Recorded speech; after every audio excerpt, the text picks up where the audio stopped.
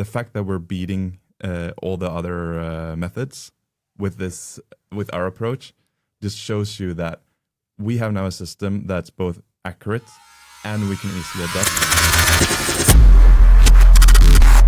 You studied biomedical engineering. Yeah. And then you started working at Corti before you were working on coding. Yeah. And then while you've been working at Corti, someone said, hey, medical coding seems like an interesting space for machine learning. Yeah. So that was kind of Lars, our CTO, that suggested that as a topic for my PhD.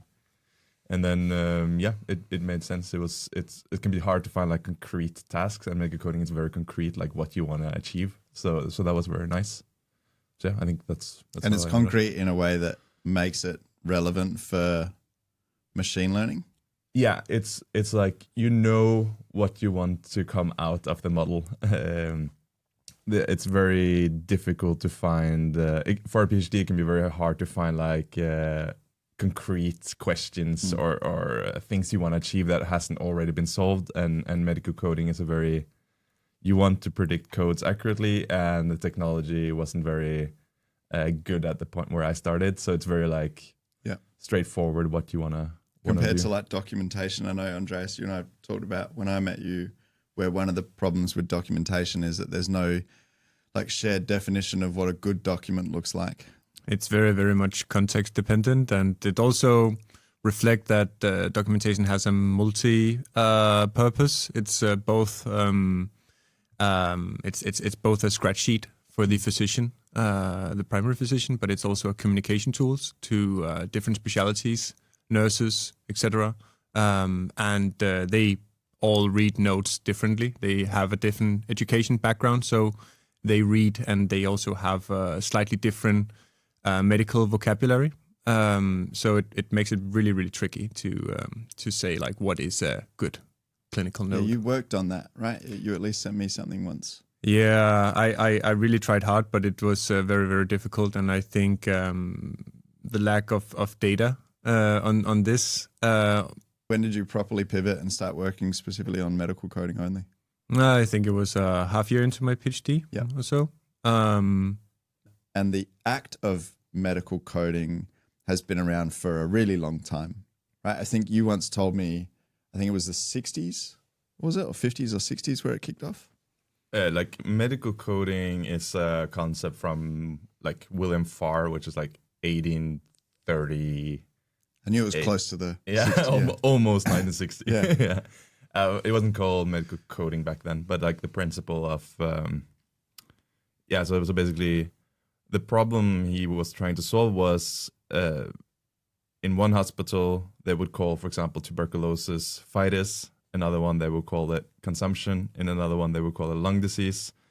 In one hospital, lung disease could mean pneumonia, while in another one, lung disease could mean tuberculosis. So it was very hard to do research on the data that the hospitals produced, where they register the causes of death. So he created like this system of like standardizing every disease, like having like a category for this disease, and then also some like the name you prefer, and then all the used words to describe that disease. So for example, you had tuberculosis, and then you would have all the synonyms of consumption and phytis and stuff like that. And so he got that implemented in England, and whenever someone died, a doctor or someone in the hospital would then register one of these, I don't remember how many it was, a little less than 100 different categories, and then they can use that data. And then later, Jon Snow, who not the one for Game of Thrones, but a doctor, he later used this system to show that cholera was caused by a pathogen from water sources. So he could see that the category of people dying from cholera, he could plot their addresses on a map and see that they all lived near the same water sources, and thereby proving evidence that it was caused by the water sources. So that's kind of the origin, and then it has this was kind of the predecessor to what's now called the International Classification of Diseases, and we're now at the 10th version There is an 11th, but we're using the 10th in most countries. And there are now 14,000 different these categories, which we call codes now, while in the beginning it was around 100. And that's made by the WHO? Yeah. And then each country modifies it to fit their needs. So while the idea was like, oh, everyone should use the same system so we can compare like data across countries, like they base it on this, but they change it. So in the US, they have added like there's 70,000 codes instead of 14,000, which is in the WHO. So it's a little bit messy. Yeah. But the United States has 70,000, but they have the same 14,000 plus, or it's completely. So the ICD, like the diseases are structured in like a hierarchy, where they're in the WHO version, the hierarchy has 5 levels, while in the American they have 2 extra. So it goes like deeper, more specific. So they will have like I think there's like 300 different codes for rheumatoid arthritis in the American version, where they're kind of specifying which joint is it hitting and stuff like that. While in the WHO it's like less specific, but they will have like a unique code for every kind of possible variation. Gotcha. Yeah. Is it as simple as the way that the United States healthcare system is structured, being so private? Is that why these codes have blown out? I think that's some part of the history, but it is actually like ICD-10 isn't specific enough, and that is an issue. Like there was a suicide epidemic in in Asia, where people were committing suicide with coal burning and carbon monoxide poisoning, and there's not a code for this in ICD-10 system. So it didn't really get recorded or registered. So it went unnoticed until like some studies by actually looking at the notes. They showed that it was the most common cause of suicide in Japan, Hong Kong, Taiwan, which is a big problem because then you can't create policies to kind of prevent these kind of suicides if it doesn't go registered. So there's a lot of silly codes in, for example, the American healthcare system, struck by turtle, burns due to water skis on fire, all of that. But having these very specific, being able to kind of register very specific things can be very important, because it's very hard to predict what kind of things in the human body or how we behave that actually impacts the society or public health. But surely struck by a turtle or water skis on fire, like that, isn't that just foolish? Is that really going to become? Yeah, especially the burns due to water skis on fire. I don't know. Let's say that in the future, people are, instead of like, we didn't predict electric scooters and now everyone are using motor-driven water skis. It's so hard to predict. Maybe that one is a bit silly, but it's very hard to predict what's going to happen in the future, and then it's nice to have ways of registering it. Yeah.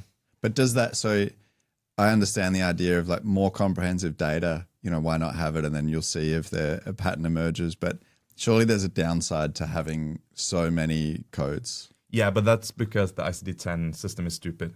It's trying. Shots fired. Yeah. No, but I think it was created like in the 70s or 80s, and then we're just very slow at there's an ICD-11. There was like SNOMED CT. And what they do is, instead of like having one unique code for every possible thing that can happen, they can more like combine things. So for example, instead of having one code for every possible type of fracture and place, like a lot of 3,000 codes, with ICD-11 you would have more like, you have one code for fracture, and then you add another code to where that fracture happened, and then you can combine many codes and have a much richer way of doing it. So with that, you could also have suffocation and then or carbon monoxide poisoning, and then you add another code due to coal burning. So you can express much more by combining things instead of having one unique thing for every. Yeah. So I mean, the hope is also that it gets less ambiguity. Like yeah. With ICD-10, there's a lot of redundant information in the codes. Where with ICD-11, the hope is that it becomes more modular, so less redundant. We don't need as many codes to express. So up until now, there's been 10 versions. So it's just been adding codes every time. And then now this unusual shift from 10 to 11 is where the actual structuring of the codes is changing. This is where it gets a little complex, right? Because WHO actually stopped supporting ICD-10 in 2019, as I remember. But the American version, ICD-10 CM, it's still supported. And there was recently a new version here in 2026. So they update the codes twice a year with new guidelines, new codes. Every year, I think. Well, twice a year. There's an update midway through every year. Okay. Or there can be. Yeah.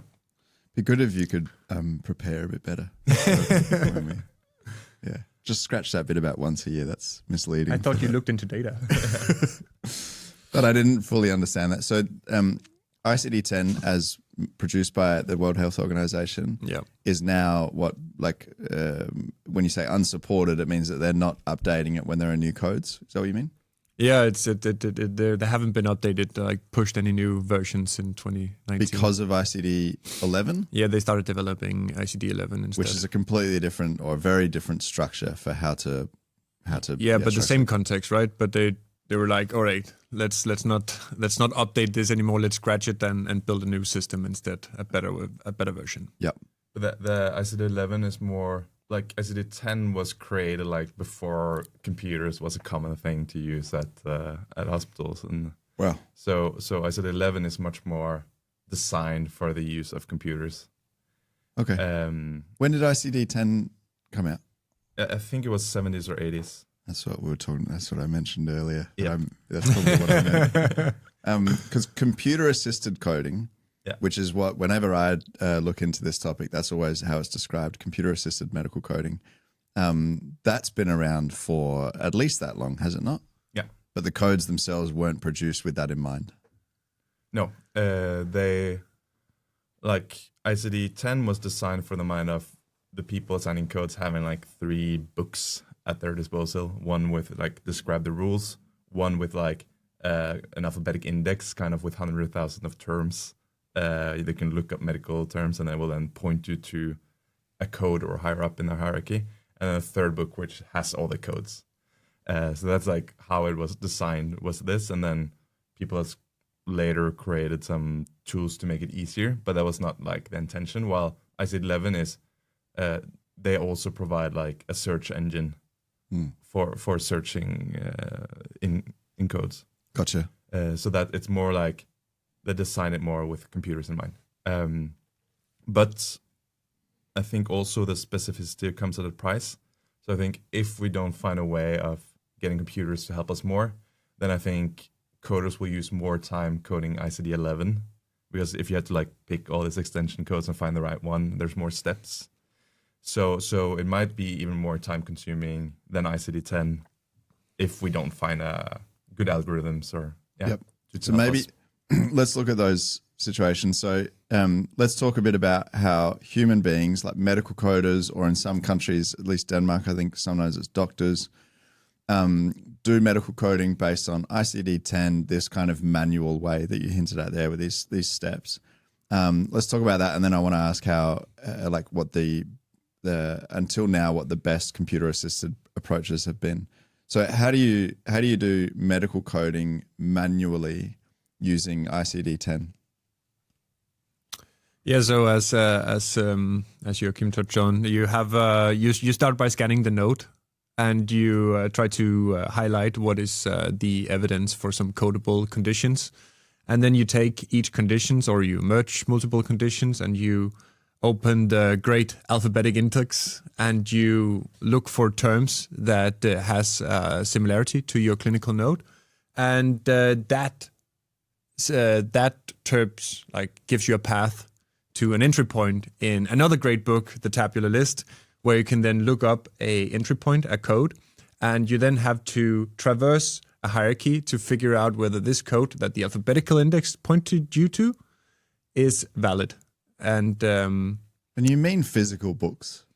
Yeah, it was meant to be physical books. Yeah, but they have been electronized, digitalized. Yeah. So, and this is so that process.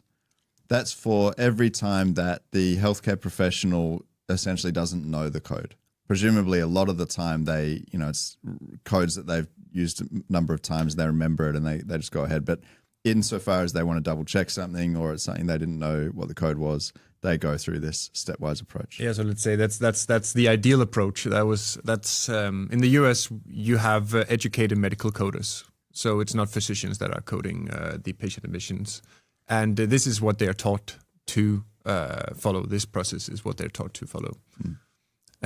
While in Denmark, what we've seen, where physicians are now coding patient admissions, they have a bias to just code what they frequently codes. So they have a much smaller subset that they can grasp, and they then have a bias to just pick the code they used for a previous admission. Okay, so why do we use doctors to do coding in Denmark and not professionals? I think it's a mistake. It used to be secretaries until 2016, and then Sundheds platform came, and then they wanted to like cut costs, so they money. Yeah. And then they basically get. I think it's just a trend of getting physicians to do more and more for like saving money, but I think actually it ends up costing more because doctors' time is more expensive than secretaries, basically. And it sounds like the coding sucks. Yeah, we did a study on the this was like when the secretaries did it, and even then the coding wasn't good in Denmark. Oh, why? Well, so first of all, like what we found was that we could detect 3 times as many suicide attempts than had been coded in this period in Eastern Denmark, and like it is a bit speculation when you say why people did something. You never know, right? But what it seems like is, so for example, if someone ate 100 paracetamols, then they would be coded as paracetamol poisoning, but then they wouldn't add an additional code called suicide attempt, which you also should add. And one reason could be that you don't get paid for that suicide attempt code. It doesn't seems irrelevant. It's irrelevant for the reimbursement the hospital gets. Mm-hmm. So it could be that that's lower priority. Some critics will maybe say, "Oh yeah, maybe it's because they were uncertain whether it was suicide attempt or not." That could be hard to say, but like we actually manually validated the note, and it actually said specifically in the note this was a suicide attempt in most of the cases, and they still didn't code it. So it seems more like they are like, it's not that important because we don't get reimbursement for this code. But again, that's speculation. It could be something else. I feel it's also a great example of the coding system promise a standard, something to be universal, but the reality is much more noisy, right? That's what we experience again and again in Cordy. You mean that the coding system should be able to capture that in this instance it was a suicide, but the reality of like the sort of the human factor, if you will, that they're going to choose to or not to add those codes is not considered. Exactly. I think however, I think like for example in the US they will be much better at this because then you have professional coders that has a certificate that read the whole guidelines. I never met a Danish physician that has read the ICD guidelines. But to be clear, the example you were talking about before, didn't you say that was from when Denmark did have professional medical secretaries? No, they weren't professional. Okay. They were secretaries. So they had a bunch of other tasks also. And this was like one additional task. Understood. Yeah. Even if it's only the 14,000 codes that we're talking about with the ICD-10, it's a lot of codes and it's a complex thing. And if you have trained professionals who really understand how to do a good job of it and also have protected time to do a good job of it, then it works well and it's a good system.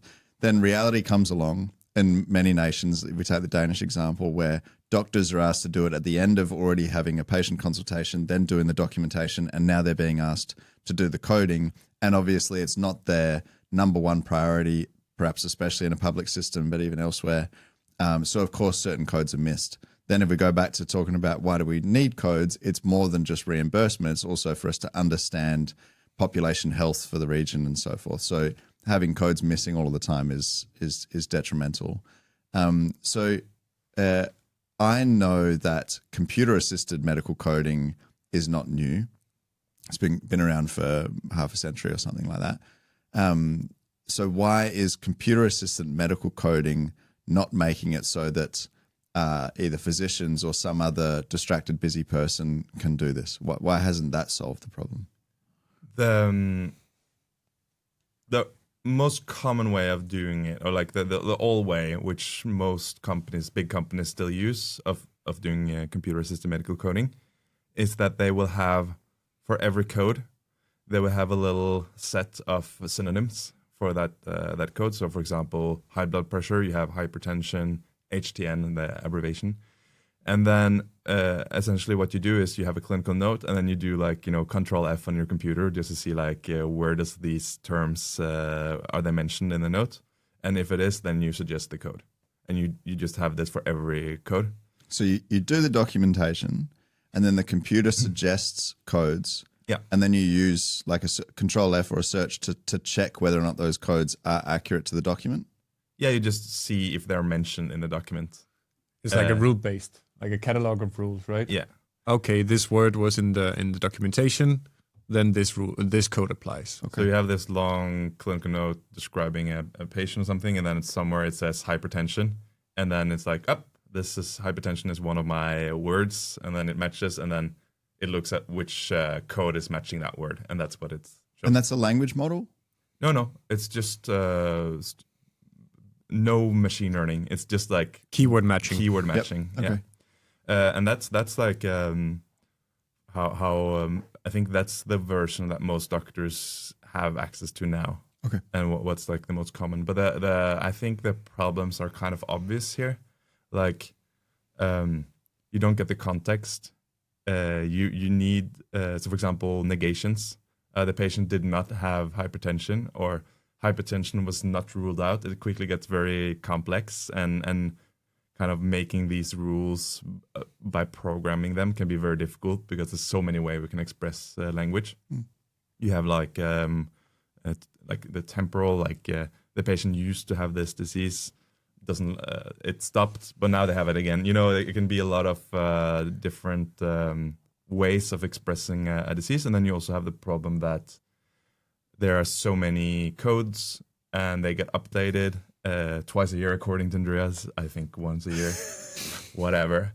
And then you basically need to keep maintaining and building these systems. So it gets very, it gets out of hand quite quickly. And and there's a lot of like, it's not that accurate, basically. I just want to emphasize, so when you say that, okay, it was a negation, so we're actually saying that they didn't have hypertension, so we don't want to code hypertension. To me, it sounds like, but the doctors just had that consultation. Right? They're the ones who essentially produced the note. Surely when they're doing all of this back and forth, that's going to be accounted for by the fact that they understand that context.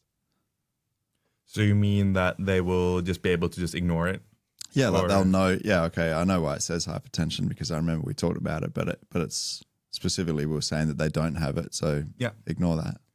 That's true, but it's like patients can have a lot of diseases, so it can be very overwhelming with all this information. And also, for example, there were 300 codes for rheumatoid arthritis, and it's very unlikely that the model will get the right one, because it's hard to get all this context of where was it and how, because it's going to be spread across the note. Yep. So they also miss kind of the correct code for the disease that was mentioned. The classic example is also the unspecified code that you mentioned earlier. it will likely not be set in like explicit in the documentation that sepsis is unspecified. It will likely just be implicit in the documentation, right? So if you do keyword matching, you will likely not end up coding unspecified codes. Then we can have a discussion whether is that a good thing or a bad thing. Depends again on the priorities, like on the hospitals. The problem is that the information is scattered around in the notes, and so there can be one part where you describe the fracture, and then another part it describes further down. It would describe like, oh yeah, what kind of fracture was it, and where was it, and then you need to understand the context to kind of, if you had multiple fractures, you need to kind of tie which one are you describing now, right? So it's very hard to do all of this with like a rule-based method. But that's so you said earlier that this is essentially a rule-based method or keyword matching. When you say that, okay, they mention the fracture at the top and then they later mention some specifics about the fracture and you want those two pieces of information to help you decide the right code. In my head, I think, okay, wouldn't a language model be really good at that? So is that, when we're talking about keyword matching, has anyone tried to just solve this through language models? Yeah. There's also a big portion, we would guess, that are using discriminative classifiers, so a language model classifying the different codes based on the clinical notes. What was that? You said discriminative? The discriminative classifier. So okay. It's like a static classifier. It's not getting given the same input, it will always produce the same codes, the same classes. Gotcha. But the issue here is that it relies on training data. So it relies on the golden standard. So we cannot get better than the data we have, and we know that reality is noisy. So what we end up learning is memorizing this patient admission with these given notes. They resulted in these set of codes. And the issue here is that maybe some condition that was coded was not mentioned in the, you remember the different rules we had, like when we see these two rules, then a third one applies. This will maybe not be explicit in the documentation. So we end up learning what we call spurious correlations. So we don't really have the evidence for code in the documentation explicitly mentioned, but we end up learning the model to predict it anyway. And then what will the model learn?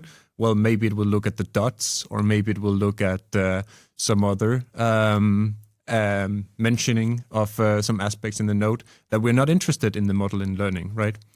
So that at least is what we have seen a lot with our experimentations, that we learn some different, like some unwanted behavior of the model when we train on noisy, like real world data. Like in The Simpsons, when Homer thinks that Lisa's rock is keeping the tigers away. Yeah. Because like she's got the rock and there are no tigers. Yeah. That sort of thing. Yeah, exactly. That's specious reasoning, Dad. Thank you, honey. By your logic, I could claim that this rock keeps tigers away. Oh, how does it work? It doesn't work. Uh-huh. It's just a stupid rock. Uh-huh. But I don't see any tigers around here, do you? Lisa, I want to buy your rock. One thing you said there is that these language models are trained on, training data. So what you're talking about there is you take documentation from a patient consultation and you see what medical coders, maybe I assume it's mostly from professional medical coders, how they interpreted that and what codes they produced. And that's sort of this golden standard, if you will. Yeah. And then you train a language model to get good at doing exactly that, using these, like making those interpretations. Yes. And the problem with that then is when you train these models, you're kind of training them to memorize all these 14,000 codes or 70,000 codes, depending on the coding system. And it can be very difficult to remember things because these models, they need many examples of each codes to remember them. So for example, the struck by turtle, you're not going to have a lot of examples of that in your training data. So the model is going to get very bad at predicting it because it doesn't see it, right? And struck by turtle is of course not very useful code, but there are many rare diseases where this applies. Yeah, or there's 3,000 different codes for fractures because they're so specific. Each of them are going to be pretty rare. So there are a lot of the rare codes problem is because of this, right? And then you also have another issue which isn't discussed a lot in the research, but what we see is like when you train one of these models on the data from one hospital, it doesn't seem to generalize very well to other hospitals. So in a practical sense, you can get data from a customer, you can train a model, but then this model will only be useful for that customer. And then you would have to ask everyone who wants this product to get a data set. And many of them don't want to, many of them can't. So it becomes a very difficult practical problem of giving these models to a lot of people. Is it obvious why it wouldn't work hospital to hospital? It is not obvious. I think there are many things. So for example, one thing could be some codes will be rare in one hospital and not rare in another one.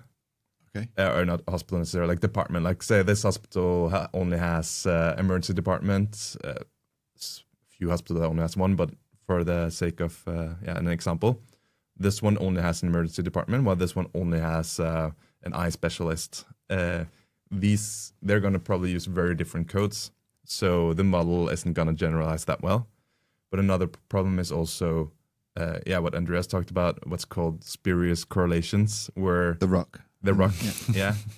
Where they can learn they can rely on a specific way that the doctor writes the notes to predict something, and that doesn't generalize to the other hospital where there's other physicians. Yeah.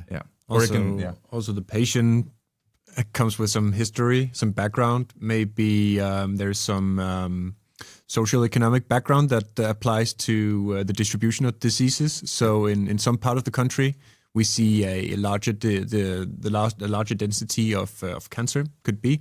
This will then reflect in the notes of that hospital and be propagated into the distribution of the you use mean codes. so the model will sort of have a bias to over code for something because where it was trained, that was really common. There's a lot of factors that can play. Then also another example can be it recognizes notes from oncology because they have a different structure, and then the model uses that to kind of increase the probability for cancer. And then it could be that in a different hospital, let's say that endocrinology, I don't know why I chose specialty I can't pronounce, but this might have like a more similar structure to the oncology here, and then the model thinks incorrectly that it's about cancer based on like how they write. So it can be they're very like unrobust and sensitive to kind of things we don't know. So it's like, yeah. But and a much more simple example, as I can mention, that coding systems are updated twice a year. You remember? I do. This is also creating a smaller shift. So we don't have training data on the recently published updates. So we would have to train a new model. We would have to wait until we have the training data, then we can So we will have a lag in applying to the new guidelines. And we don't have, for example, when ICD-11 comes out, we won't have any data. Yeah. So with that approach, we'll just have a really big problem in not really delivering that standard. If you want to use language models, you want to train them this way to be able to just read a document and do a good job of guessing the code, so to speak, then data is the key problem. You need to make sure that you have complete data, which includes things like rare diseases or new diseases that have been added to the system. And as you talked about, if you then go from specialty to specialty, for example, endocrinology, right? Very easy word to if you go from specialty to specialty, then you probably need a model devoted to that specialty. So then you exacerbate the problem of having enough data to be able to train these models because you can't just have one set. Yeah, but you can also have a very practical issue. Let's say that one hospital or even one department inside the hospital has an incident with some treatment they are doing wrong. Then in order to monetize, or not monetize, but monitor whether we are seeing a change in the treatment, we would have to look at the codes. So if we're not coding, it will not reflect this change in the procedure. Like the management of a hospital or department can't really see if there has been an effect. Did we improve? My supervisor at my PhD, Sam Bronak, he had a paper where they looked at patients with chronic obstructive pulmonary disease, COPD. And basically, they used these medical codes to kind of look at different like subgroups of these patients in Denmark. And they saw that there were some patients that were dying very quickly after getting the diagnosis. And then they with the codes, they could just they could see that, okay, these patients are actually more similar to patients with lung cancer. They have like more of the same disease background and symptoms as these patients. And then they could also look at the codes for which procedures had they done on the patients.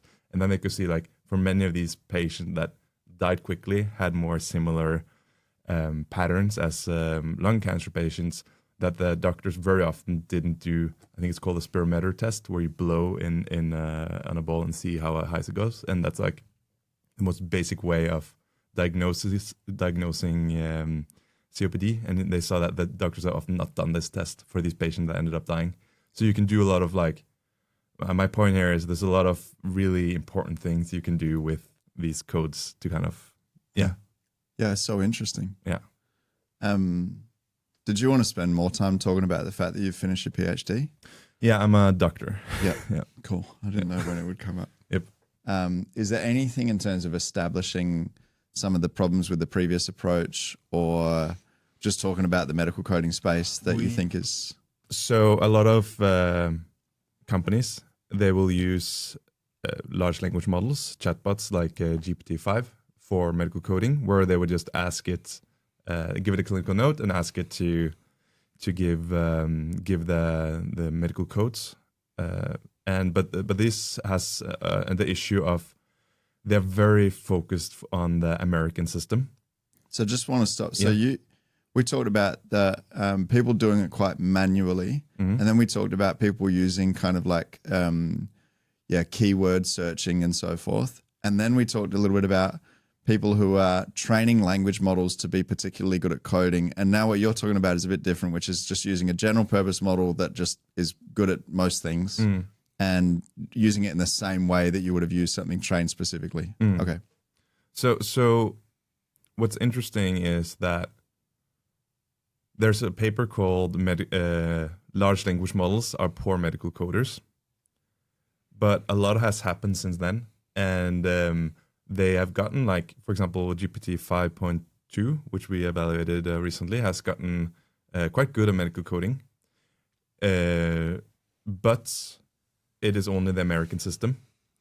And for example, if you want to create a model for the UK, that's not working at all because it's focused on it only like has learned this like American modification of the and also it's a problem that the same problem with when you train the language model on data, it is difficult to update its coding version because it's kind of remembering all the codes. And also, you can get better results if you actually do what we're going to talk about later with code like humans.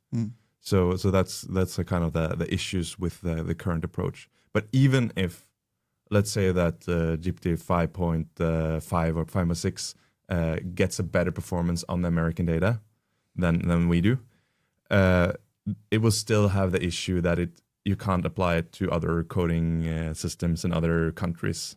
So you kind of get stuck in an American, but other countries also need computer-assisted medical coding. But would you be surprised if the United States eventually could just use general-purpose models to solve this? Would you be surprised if 5.6 was just as good as anything? No, I think I wouldn't be that surprised if in the future that would be the case, because I think they train it actually on the task. So I think it's a way forward, but it's an expensive way forward, and it gets outdated every year. So twice a year, I think. Yeah. So I think maybe one day that they could make a very good one for the US, but it's not yet, and it doesn't help other countries. Yeah. Understood. So how would you do it? How are you guys approaching medical coding that's different to all of these completely terrible approaches that we've gone through? I think if previous approaches have been relying on rules or historical data, and we know the issues with that, we have tried to go in another direction, a direction that is actually highlighted by WHO and CMS in the US, which we have framed called Code Like Humans. We tend to rely more on the guidelines. As we know, these guidelines have to be updated regularly, twice a year. And we also know that there are different guidelines in different countries, different regions, even at different hospitals. So we need an approach that is steerable, that we can control better without having to retrain or extend the rules. We just want to be able to plug in a new set of guidelines, a new coding system, and then we want the language model to rely more about reasoning about the guidelines than memorizing historical data. So it is like essentially getting a language model to do what a professional medical secretary does. So rather than like, I remember that code, it's more going and looking it up each time. Exactly. Nice. Oh, that's it. Should we get? Let's get to lunch. Nice. Why? Like to me, that sounds almost obvious. Why was that not the first approach? I think I'm gonna sound like a dick now. Go on. But I think it's just that people lack the domain knowledge, that they haven't read the guidelines and don't know how to. Like when you read the research literature out there, it is quite clear that most researchers don't know that much about the medical coding problem. You mean researchers who are studying medical coding? Yeah. Don't know much about medical coding. Yeah. You do sound like a bit of a dick. Yeah. But you have to remember, this is not necessarily like, as we were intrigued into medical coding, this is probably like nobody is saying like, I want to do a PhD in medical coding. You're like taking some weird path into medical coding. Like most people are mainly computer scientists.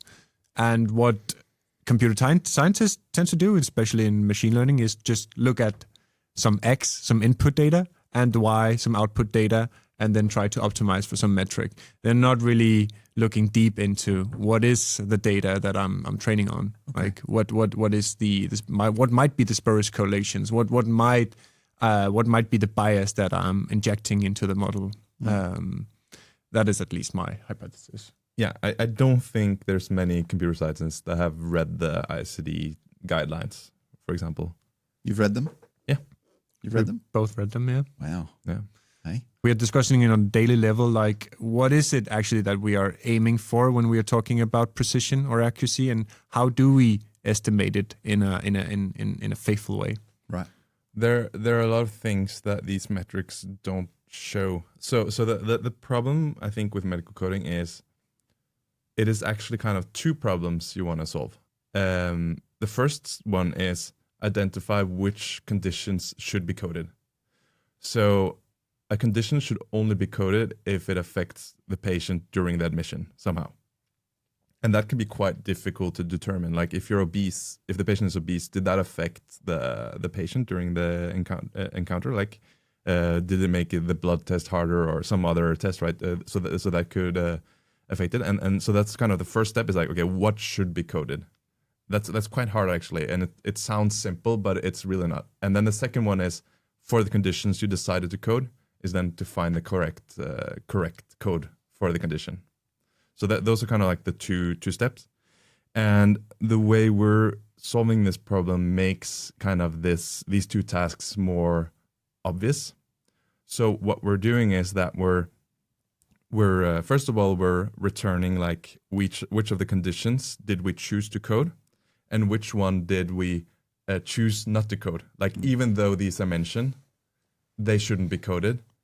And then I don't know if it will be in this release, but soon we will also write a justification for why did we choose not to code this condition and why did we choose to code this one. And you're talking about that in the user interface, depending on how they set it up, they're privy to all of this information. Yeah. Yeah. So you would see the note, and you would see like each condition mentioned highlighted, and then there would be like two colors, one for all the ones that you want to code and all the ones you don't want to code. Yes. And then we will show for each of those conditions, we will find the code we believe is the most appropriate for that condition. But we'll also give the user some other codes we were also considering, but that we didn't end up with.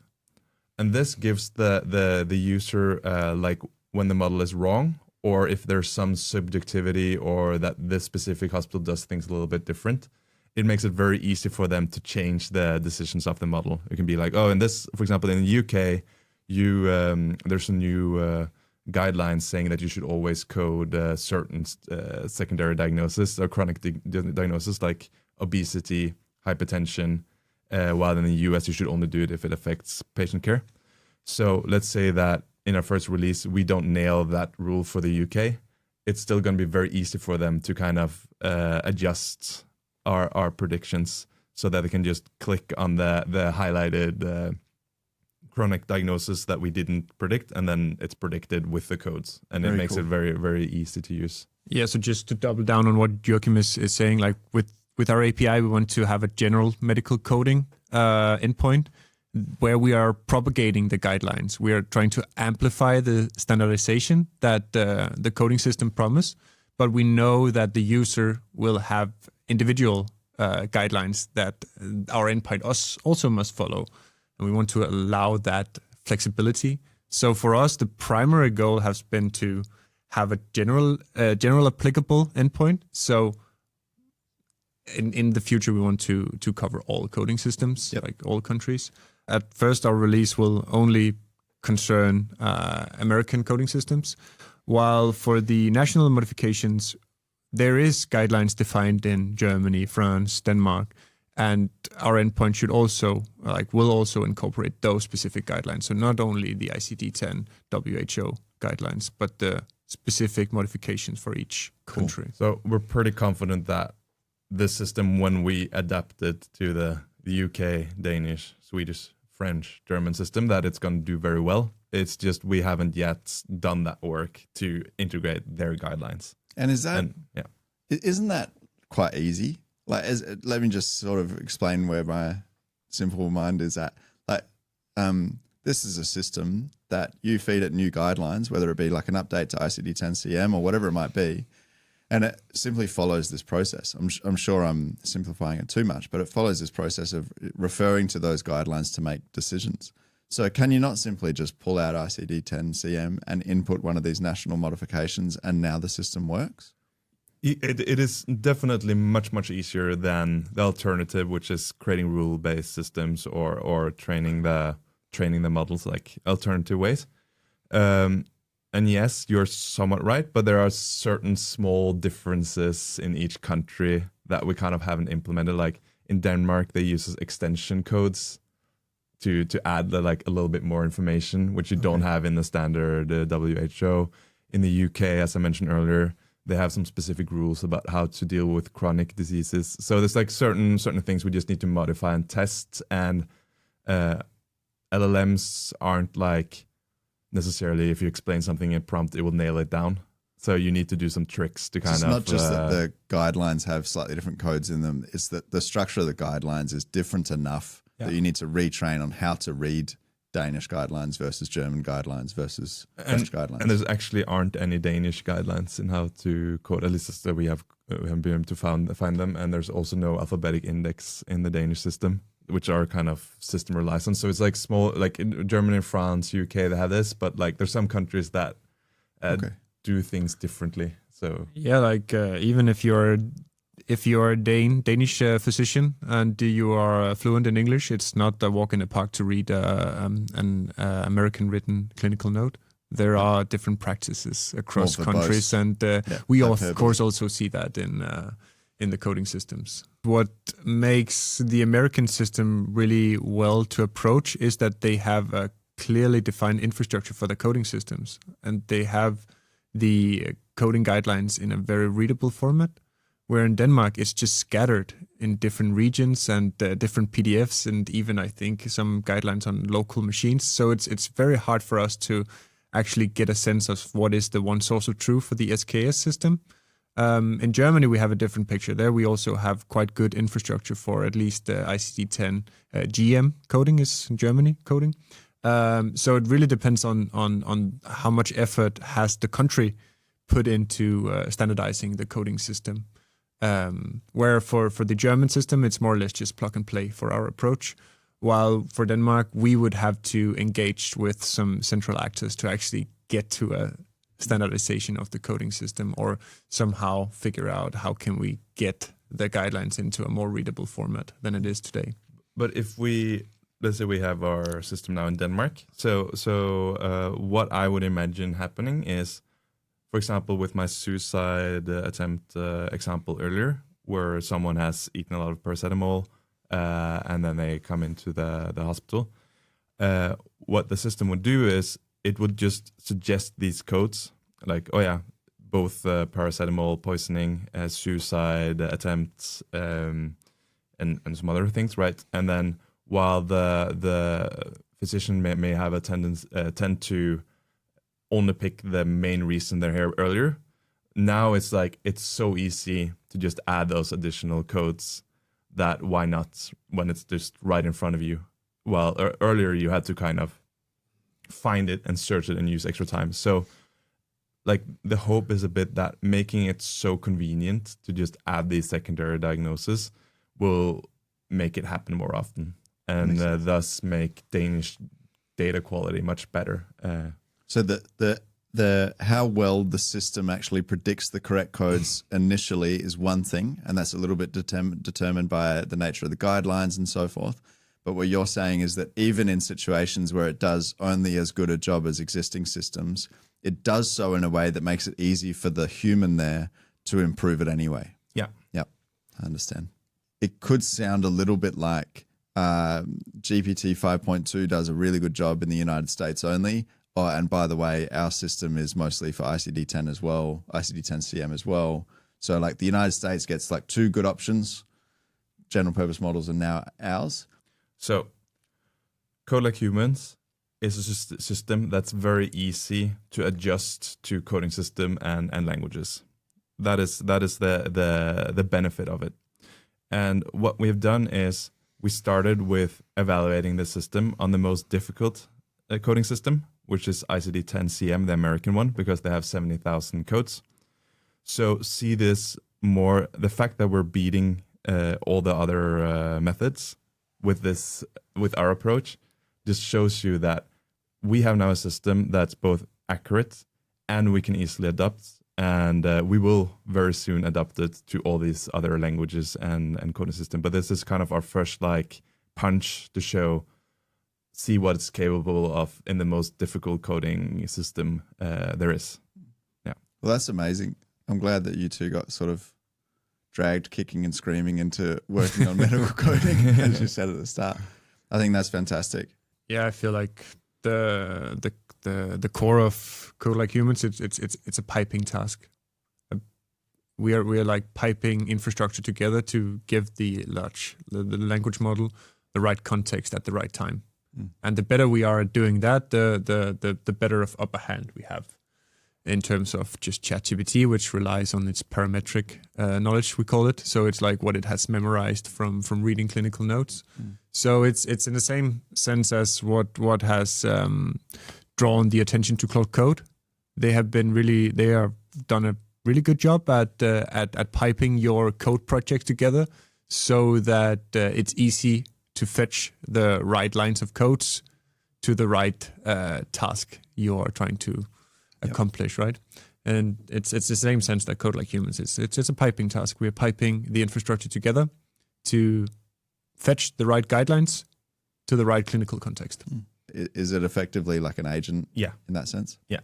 I think, people use a little bit different terms about like what an agent is and stuff, but I think that's what you would call a workflow. While an agent would have more like freedom into doing the step in which order it wants. And so we're limiting its freedom a little bit and saying you have to do this step, then this step, then this step. And basically what we can see is that when we compare it to when you have an agent that has a lot of freedom, it looks like you get much more variance in how good it performs if you give it a lot of freedom, because then it's more things that could go wrong. So we're just like, very like holding it in its hand with our domain knowledge and then getting it to do all the necessary steps. That makes sense. Yeah, we see less variance in our approach versus a full agentic, like with the orchestrator. When it comes to medical coding, at least, we prefer the more strict workflow. Yep. So that is maybe the step before we go full agentic. Yeah. No, it makes a lot of sense. So the idea is quite simple, but Doing it's tough. doing it is Yeah. a bit painful.